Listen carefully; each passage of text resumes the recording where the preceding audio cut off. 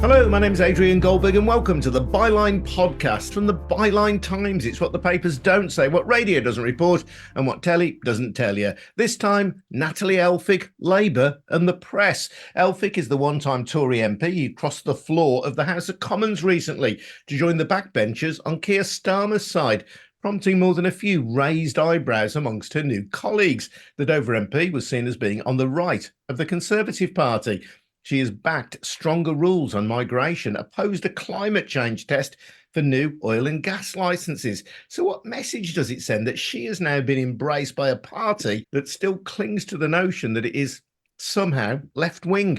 There's another curious aspect to the story too. The Sunday Times has alleged that in July 2020, Elphicke tried to persuade former Justice Secretary Robert Buckland to change the judge who was due to try her husband, Charlie Elphicke, for sexual assault. Charlie was the previous MP for Dover. Buckland is said to have immediately rejected the idea, and Natalie Elphicke denies the claim. But isn't it, shall we say, convenient for the Conservatives that this story didn't appear for 4 years, but then popped out into the open, blinking in the harsh glare of publicity the moment she switched to Labour? To discuss this, I've got the Byline Times political editor with me, Adam Bienkoff, and Mick Wright, who contributes regularly to the Byline Times and also has a fantastic Substack at Broken Bottle Boy. Welcome both. Firstly, Adam, the very idea of Natalie Elphicke being a Labour MP has many people scratching their heads. I had an email this morning from the Fire Brigades Union, one of many groups on the left, who are absolutely aghast that she could have been welcomed into the Labour Party. Yeah, I mean, I think of course, on a sort of superficial level, you can see where Keir Starmer and the Labour Party were coming from this. You know, if any Conservative MP, let alone one who has been so vocal on the Conservative Party's number one campaigning issue on immigration, comes out and says that their government's policy isn't working and that the Labour's party's policy would work much better. And obviously that's always going to be very tempting for Keir Starmer. But unlike the defection of Dan Porter the week before, who's somebody who's seen as on the centre of the Conservative Party, so One Nation wing of the party, Natalie Elphicke is very much to the right of the party, even to the right of some of the most well-known, prominent right-wing Conservative MPs, people like Priti Patel. She's even seen as to the right of her on some of these issues. And she is somebody in the past who has suggested that immigrants trying to cross the Channel should be forcibly turned around on their boats. And according to one Conservative MP, Michael Fabricant, she even suggested that they should be shot at, even if it risked a war with France. So this is someone who has incredibly trenchant views about immigration, about trade unions, but a whole series of issues which are completely at odds with Labour MPs. And it has caused a huge amount of anger among Labour MPs. I was speaking to some last week who's saying that the anger about this issue has spread right across the party, not just from left-wing critics of Keir Starmer, but people on the centre and the right of the party, and on the backbenches, all the way up to members of the shadow cabinet. And I do think, particularly on this issue of what she may or may not have done to try and pressure the Justice Secretary and judges, of course, she was suspended from Parliament over her attempts to pressure the judiciary in relation to her husband. That issue in particular has been particularly damaging among Labour MPs, particularly female Labour MPs, who believe that this puts her beyond the pale. And I do wonder whether the Labour Party leadership were blinded by the sort of short-term political gain of taking on somebody like Elphicke without considering what the sort of medium-term to long-term prospects could be. Because this is somebody who is well known as being a loose cannon. There are all these kinds of allegations now coming out about her. Obviously, yes, it's completely hypocritical for the Conservative Party to sit on these issues for so long and only suddenly discover that they've got a problem with them as soon as she joins the Labour Party. But these are not issues that have been completely unknown to the Labour Party. There's audio revelations about her in the past. These are things that you would have considered the Labour Party to have thought about before they decided to accept her. Yeah, I mean, in Keir Starmer's favour, perhaps, is the fact that she isn't going to be standing at the next election. So she doesn't have to stand on a platform that would appear to be completely contrary to her own strongly held views. You mentioned the attitude that she had towards survivors of sexual abuse after her husband's case came to light. He had the whip removed from him at the time by the Conservative Party. She said that was a threat to British values. She said Charlie is charming, wealthy, charismatic and successful, attractive and attracted to women, all things that in today's climate make him an easy target for dirty politics and false allegations. Of course, he was found guilty. Marcus Rashford, the Manchester United and England footballer, should perfect his game rather than play politics. So she's engaged in these culture war issues as well. Just a remarkably bad fit, you would have thought, for a party seeking to present itself as a moderate centre-left or even just centre party. Yeah, and as you say, it's true that she does not plan to stand at the general election, which in itself has raised some questions about exactly why she has defected. And when Downing Street first heard about her defection, that heard that she was stepping down from the party, they initially thought that it must be that she's moving to reform rather than the Labour Party, because that's clearly where her politics sort of most clearly align. So there are these questions about exactly why this has happened. The immediate suspicion was that she may have been offered some kind of peerage. That's been denied both by her and by the Labour leadership. But they did say last week that she could potentially be given a job on the issue of housing, which is something that she has been campaigning on. But from Labour's perspective, Dover is a seat that they are targeting. They believe they could win if things go their way in the general election. Why do they need somebody like her in her position who's looking down the barrel of the electoral gun to actually come over to the party? They have a candidate already in the seat. She's very unpopular in the area. Her neighbouring constituency, Labour Party in Folkestone, have put out a statement saying that they believe her membership should be denied and that this is a betrayal of their Labour values. So it does seem, whatever kind of short-term political gain this move may have got the party, it does seem to have been at least balanced out by all of the negative aspects of it, which have been playing out, as I'm sure Mick will go on to discuss in the papers over the recent days.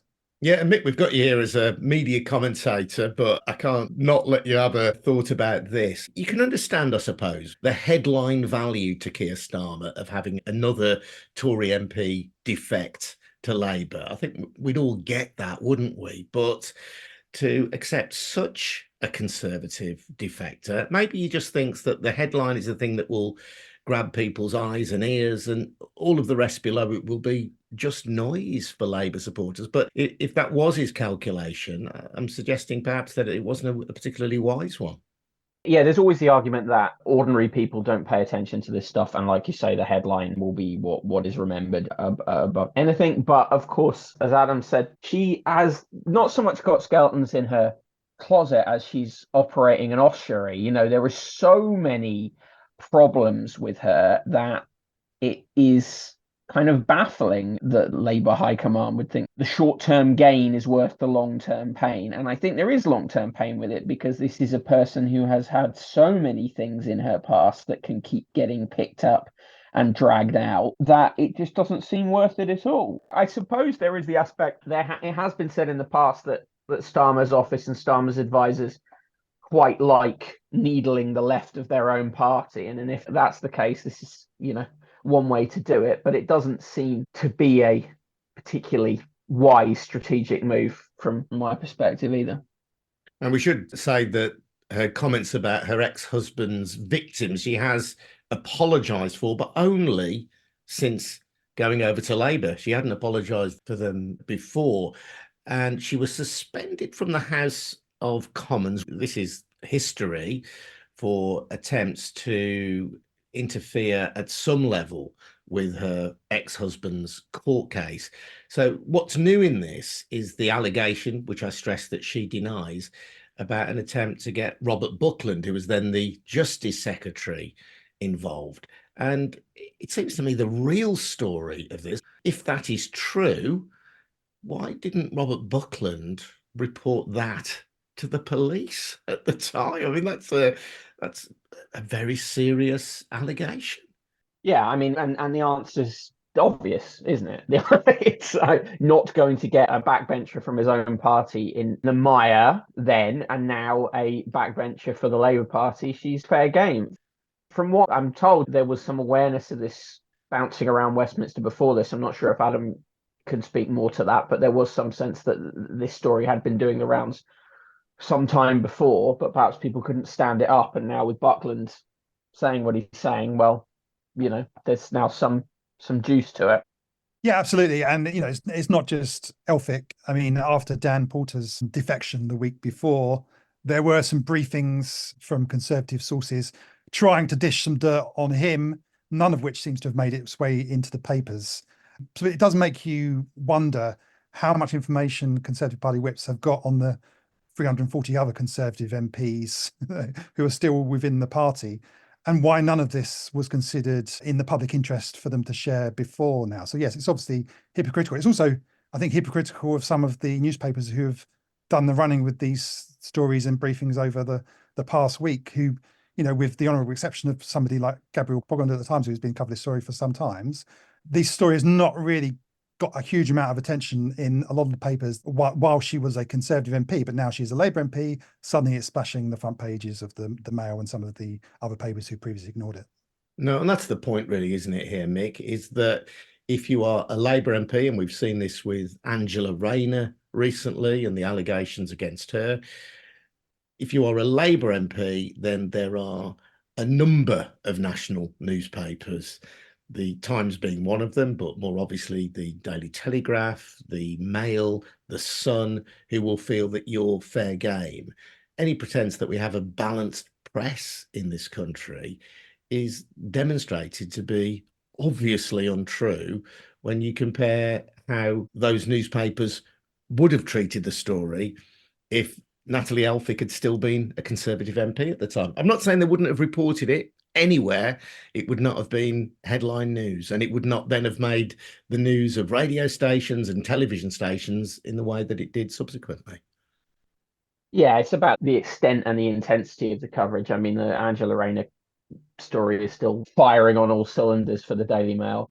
I do think we'll probably see a shift, though, coming relatively soon, as not perhaps from the Mail and the Telegraph, but perhaps from the Murdoch titles, because I think they will make a shift more wholeheartedly towards supporting Labour ahead of the election in a similar way to the way they moved in 1997. I think that Murdoch will want to back a winner, and I think you may see more focus on Conservative scandal in the final months before the election, and a slight shift in which MPs get that focus. I think that will be around, trying to rearrange the deck chairs ahead of a Starmer administration. I think that's right. And, we're already kind of seeing pigeon steps towards that from the Murdoch papers, slowly edging towards a position where they were likely, I think, to endorse the Labour Party in the next general election, which previously the Labour leadership didn't think was likely to happen. And already you can see that for the first time during the recent London mayoral elections with a different paper, the Evening Standard, which had never previously backed the Labour candidate in the mayoral election, but they did reluctantly back Sadiq Khan at the last minute during this contest. I think we'll see that reflected on a national level, most likely, I suspect, from the Times and possibly even the Sun as well. Adam Bienkopf, thank you. Byline Times political editor. Mick Wright as well. Just point us towards your Substack again, Mick. brokenbottleboy.substack.com. Not to be missed. Likewise, Adam Bienkopf's Folded as well as his fine work for the Byline Times and the Byline supplement. If you want to support this podcast, by all means do so. We'd love you to do so. Then take out a subscription to the Byline Times. It's our brilliant monthly newspaper that drops onto your letterbox with a satisfying thump. And it contains articles you can't read anywhere else, as well as the best of our online content. So find out how to subscribe over at bylinetimes.com. That's at bylinetimes.com. I'm Adrian Goldberg. This has been a We Bring audio production for the Byline Times. We'll see you again very soon. But for now, thank you. Goodbye.